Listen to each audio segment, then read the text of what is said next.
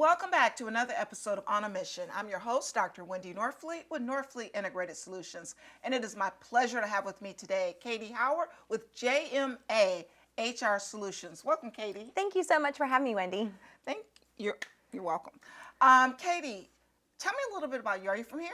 I have lived in the Jacksonville area now for 21 years. Okay. So I think I'm a local. You adopted it. Yeah. So you're here. Yeah. You're I think, what is it, after 15, you're officially a local? Okay, I'm in my 15th year. So after this one. Oh, yay! Welcome to the group. Well, thank you. Yes, so I've been in the Jacksonville. I actually live over the line in Camden County, but it's a suburb of Jacksonville, as we all know. Okay. Yeah. So I know that you have been in HR previously, and, I guess your time has evolved. So now you're part of the JMA HR Solutions. Correct. So tell us a little bit about your background. So initially, I didn't even know HR existed when I got into you HR. Know what? It's so funny. A lot of HR people tell me that. Yeah. Because especially when smaller companies, they're like, well, you seem to be good with people, you'll be HR. Right. It ended up, I kind of fell into the role. I started out with Baptist Health. Okay. And I was a finance major, and they hired me because I was really great at Excel spreadsheets. Okay. And I knew pensions. So they had a pension at the time, so I became a part of their benefits team, and I was a window girl.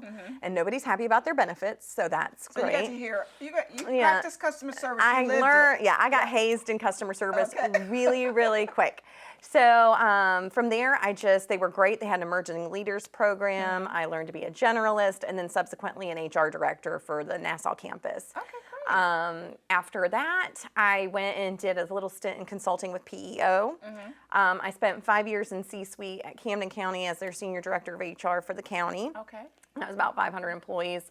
I went back to PEO, and then I landed at James Moore Advisory Services in their HR Solutions team about it'll be 3 years in March. Congratulations. Thank you. Love it. So this found your sweet spot. This is 100% like the career, like the moment I was looking for and where I wanted to end at. So for anyone who doesn't know, James Moore Advisors, they are first and foremost, like as a wealth management, CPA firm, that type of thing. Correct. So James Moore is CPA, and then they split off advisory services because they had a lot of clients with a lot of needs. Okay. And they asked and wealth management is also one of theirs, It right? is. Okay. Wealth management. I know them from wealth management. Yep. Yeah. Okay. Yep. And we do everything from IT services to data analytics, and then of course HR. So each of the groups as they evolved became its own entity. Subsidiary entity. Correct. And so HR, and that is such a need. I refer some of my clients, I say, you need an HR specialist all the time. Correct. We help all size companies, but our sweet spot is really your small businesses under 100, which I think in Florida is 95% of businesses. Right. It is. And, a lot of times they can't afford an HR director, or I hate to say it, a lot of people in our field aren't really skilled and experienced in HR. Our team is lucky. I'm actually the least experienced with 22 years. Okay, so wow. yeah, I know. So we know our stuff for sure, but like I said, it's a great need. It's like a timeshare HR thing is our sweet thing to do, whether you need an HR director or we'll do your whole HR department.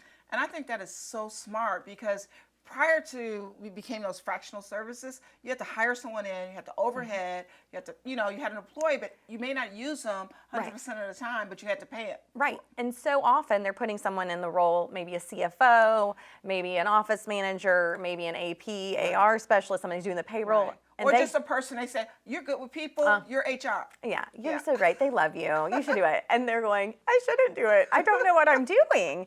So we're supporting those people a lot. Wow. So tell me why, I know the HR and things like that, but tell us, give us a little bit more in depth why this is so important for companies. So important for companies because it's changing. So much has changed. I mean, just the evolution of HR overall, it was the millennials that was going to change the workplace. Right. And they did. They absolutely did. And then COVID happened, and that completely flipped HR upside down. I was busier during COVID than I think I've ever been in my entire career, just because laws were coming out and employees were scared. Right. Employees were scared. And then now, AI is a big thing. What is that? Know. It's huge. How does that impact us? We just were talking about that yesterday. It is huge, just for the sheer fact of what policies are employers going to write and allow in their organizations when AI comes in. What's the skills gap? There's going to be jobs that aren't going to be necessarily relevant, but then there's new jobs that we got to train people into. Correct. How do we strategically plan for that? And that's what we do. We help, map out what's the next big thing. Right. Employee relations is obviously always huge. I will never be surprised by employee behavior and how to manage those scenarios appropriately and within the law. Right. And I know I was sharing with you that I direct a lot of clients to HR specialists, especially when they start talking about what they want to ask in interviews. Or I said, like, you can't ask that. Right. And so I know that several of my clients have hired me to do their interviewing process just because I said, okay, you can't do that. Yeah, please you do, so I don't do anything Right. wrong. Absolutely. I have a horrible poker face, and sometimes, my wonderful business owners, they'll say anything, and I'm like, I just make oh, don't do that. Let's not do that, without trying to insult them. Because at the end of the day, it's very relationship driven in Florida. Nobody wants to tell their deep, dirty employment secrets Right. to somebody they're not comfortable with, so we're huge on relationships. But you're absolutely right. It starts with the hiring, and it carries all the way through the employee engagement. Right, because once you're in there, you still have to maintain everything. Absolutely, and your culture and how you're representing your culture and what you want employees, because it's all about your brand, and that's how you actually attract people into your Right. organization. And we were briefly talking about the contracts.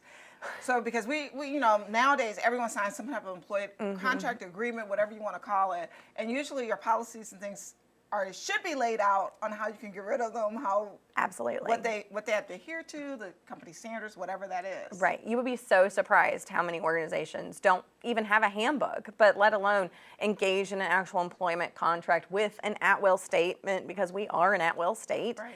And what all needs to be in those employment, sign-on letters or employment contracts. It just to explain, how do we handle this employer Right. relationship? What's your part? What's my part? Right. And so you think of it, the more you can pre-think it, the better it is once the person's in. Right. I always tell people that, and they say, well, I don't really need that. I say, yeah, you do. Well, a lot of times they think they're manifesting a negative outcome. Right. And it's like, no, you're preparing and you're protecting yourself and the employee. Right. It's very I always important. tell people it's like insurance, it's a contingency plan. Exactly. Absolutely. Yeah. It's the just in case. So, Katie, if you had to give advice to these companies that may be looking for solutions like this, what would you tell them? If you can be proactive, be proactive. Engage in some sort of relationship, whether, it's like a company like ours, obviously, I feel like we're the best. Or, have some kind of plan and process, even if you can't have a full-time person.